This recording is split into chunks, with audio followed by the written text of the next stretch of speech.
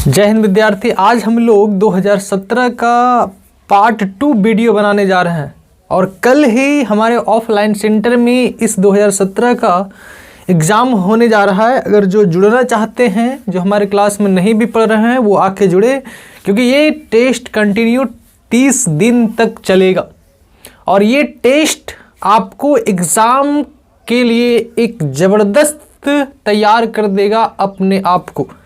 तो आप जुड़ना ना भूलें, चैनल को जल्द से जल्द सब्सक्राइब करें, अपने मित्रों के साथ शेयर भी करें। तो मिलते हैं नेक्स्ट प्रश्न में। देखिए 2017 का ये जो क्वेश्चन है, यहाँ पे अधिकतम अर्थात महत्तम के लिए पूछा गया। हम आपको न्यूनतम के लिए बता रहे हैं। अगर आप न्यूनतम सीख जाएंगे तो हम आपको महत्तम भी सिखा देंगे अगले वीडियो में। लेकिन आपके एग्ज़ाम में यही वीडियो आने वाला है, यही क्वेश्चन आने वाला है। हम दोनों आपको सिखाएंगे, तो ध्यानपूर्वक इस क्वेश्चन को पहले सीखेंगे, इसका आंसर क्या होने वाला है। देखिए क्या बोल रहा है, स्पर्शज्या धारामापी से, धारामापी बोलते हैं गैल्वेनोमीटर को, जो धारा को मेजर करता है। मापी गई धारा में न्यूनतम त्रुटि होगी जब विक्षेप है लगभग लगभग। ये क्वेश्चन ऑब्जेक्टिव में भी आ सकता है। मोस्ट इंपोर्टेंट कि न्यूनतम त्रुटि कब होगा, लगभग कितना डिग्री पे। तो आप इस चीज को ध्यानपूर्वक सुने। देखिए धारा मापी के लिए जो धारा का जो मान होता है वो I बराबर होता है K इंटू टेन थीटा। क्या होता है भाई? I बराबर K इंटू टेन थीटा, जहां आपका थीटा है विक्षेपण कोण। जहां थीटा कौन सा कोण है भाई? विक्षेपण कोण। कौन सा कोण है भाई? विक्षेपण कोण। K हमारा है नियतांक और I है हमारा धारा। तो इस प्रश्न का आंसर जानने के लिए दोनों को अवकलन करेंगे थीटा के सापेक्ष। तो लिखेंगे दोनों और अवकलन करने पर, क्या लिखेंगे? दोनों और अवकलन करने पर थीटा के सापेक्ष। किसके सापेक्ष भाई? थीटा के सापेक्ष। तो ध्यानपूर्वक देखेंगे सभी लोग। यहाँ हो जाएगा आपका D I by D theta और यहाँ हो जाएगा के, इधर हो जाएगा आपका D tan theta by D theta.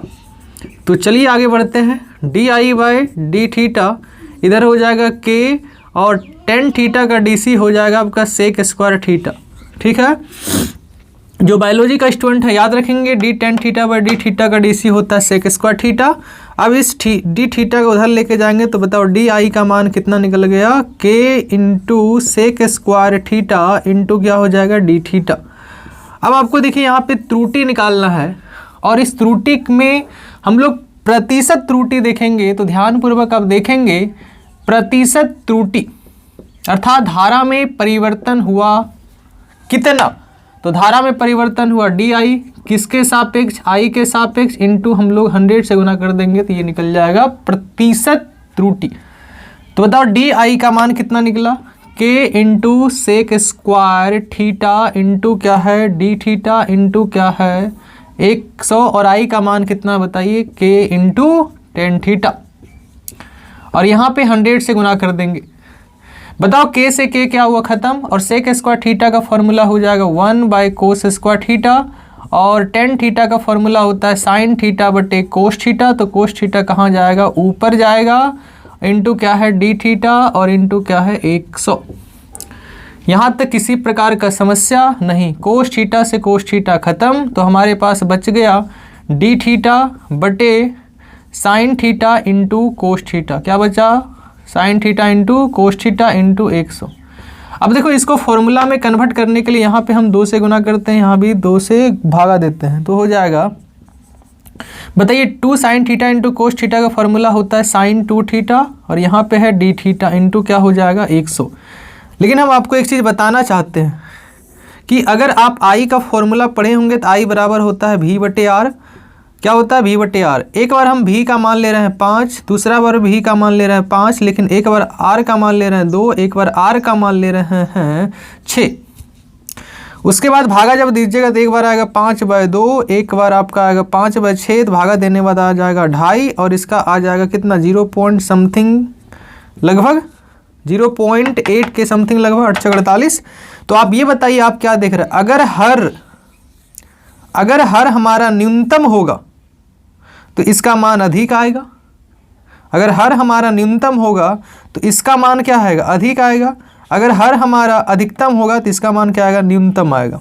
ठीक है, तो आपको न्यूनतम निकालना है, न्यूनतम, तो इसका मतलब क्या हुआ कि इसका मान क्या आना चाहिए, अधिकतम, अर्थात साइन 2 थीटा का मान क्या आना चाहिए, अधिकतम। तो बताइए साइन 2 थीटा अधिकतम कब आता है, साइन 2 थीटा अधिकतम कब आता है, जब थीटा का मान कितना होगा, जब साइन थीटा में थीटा का मान कितना होगा 90 डिग्री, कितना डिग्री 90 डिग्री, तो इसका मान क्या हो जाएगा, अधिकतम। तो बताइए साइन 2 थीटा बराबर क्या लिखेंगे, साइन 90, क्या लिखेंगे भाई, साइन 90, साइन से साइन क्या होगा खत्म, 2 थीटा बराबर आ गया 90 डिग्री, थीटा का मान कितना गया 45 डिग्री। तो याद रखेंगे 45 डिग्री में ये साइन अधिकतम देगा, और अधिकतम देगा तो बताओ इसका मान क्या आ जाएगा, न्यूनतम आ जाएगा।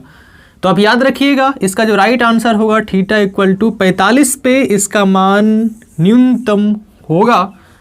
तो उम्मीद करते हैं आपको ये क्वेश्चन का आंसर समझ में आया होगा। अगर आप महत्तम के लिए भी जानना चाहते हैं तो वीडियो में नीचे लिखें, कमेंट में लिखें कैसा लगा, और महत्तम के लिए भी नेक्स्ट पार्ट लेके हम आने वाले हैं। तो जय हिंद, नमस्कार, मिलते हैं। जय हिंद विद्यार्थी, आप सब कैसे हैं, उम्मीद करते हैं आप स्वस्थ होंगे और मस्त भी होंगे। तो आइए हम लोग नेक्स्ट प्रश्न में मिलते हैं, और नेक्स्ट प्रश्न बड़ा आसान है।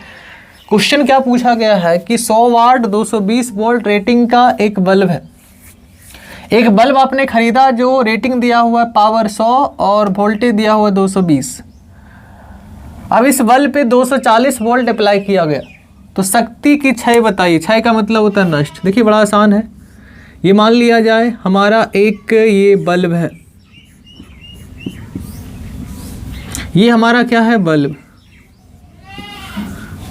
टंगस्टन मान लेते, बना दिए हम, और इसका ये टंगस्टन है अंदर वाला, पावर दिया हुआ है 100 वाट, इसका वोल्टेज दिया हुआ है 220 वोल्ट, लेकिन जो आपने अप्लाई किया वोल्टेज वो कितना किया 240, इसको भी डैश मान लेते हैं। तो पूछ रहा है विद्युत शक्ति की क्षय बताइए। सिंपल समझिए, इसका जो कैपेसिटी है वो 220 का, सहने का जो कैपेसिटी है 220 का, लेकिन आपने अप्लाई कर रहा है 240। जैसे आप 5 रोटी खाते हैं, आपको 20 रोटी ठूस के खिला देंगे, क्या बर्बाद ना होगा जी, वोमिटिंग कर दीजिएगा 15, क्योंकि आपके पास कैपेसिटी है 5 का, आप खा रहा है 15 या 20, तो बर्बाद हो रहा है ना, क्योंकि आपसे वो पचेगा नहीं, अनपच हो जाएगा। तो वही कहानी यहाँ पे है, बर्बाद वाला काम हो रहा है यहाँ पे। तो कितना बर्बाद हो रहा है पावर वो निकालना है। तो आइए सबसे पहले इस बल्ब का आर निकालते हैं, प्रतिरोध। तो आप एक फॉर्मूला पढ़े होंगे, P बराबर क्या होता है V²/R। तो बताइए अगर यहाँ से R का मान निकालेंगे तो R बराबर क्या हो जाएगा, R × P बराबर V²। तो बताओ R बराबर क्या हो जाएगा, V²/P। चलिए V का मान कितना दिया हुआ है 220 × 220, P का मान कितना दिया हुआ भाई 100, 0 से 0 खत्म, 0 से 0 खत्म। तो बताओ R का मान कितना निकला भाई 484 ओम, क्योंकि प्रतिरोध का मात्रा क्या होता है 484 ओम, लेकिन आपने अप्लाई कितना किया 240, तो कितना बर्बाद हो रहा है। तो P बराबर अभी जस्ट पढ़े हैं, वो क्या पढ़े हैं V²/R। V कितना हमारा निकला, V कितना दिया हुआ है, सॉरी 240, या डैश दे दीजिए, 240 इंटू कितना हो जाएगा 240, और R जो दिया हुआ है वो कितना है 484, कितना है भी 484। तो इसको गुना कीजिए, 24 × 24 कितना होता है 576 पे कितना जीरो, 2 जीरो, और बटे कितना होगा 484। तो भागा दीजिए कितना आता है 576, देते हैं 1 सेकंड भागा, कैलकुलेटर निकल जाइए, कैलकुलेटर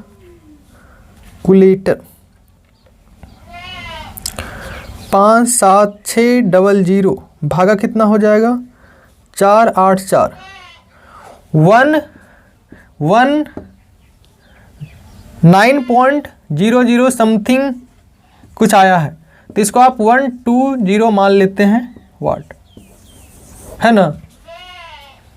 इतना ही क्या होगा भाई, नष्ट हो जाएगा। तो हम लोग मिलते हैं नेक्स्ट प्रश्न में, आप देख लीजिए कैलकुलेशन, बाकी बात सब सही है।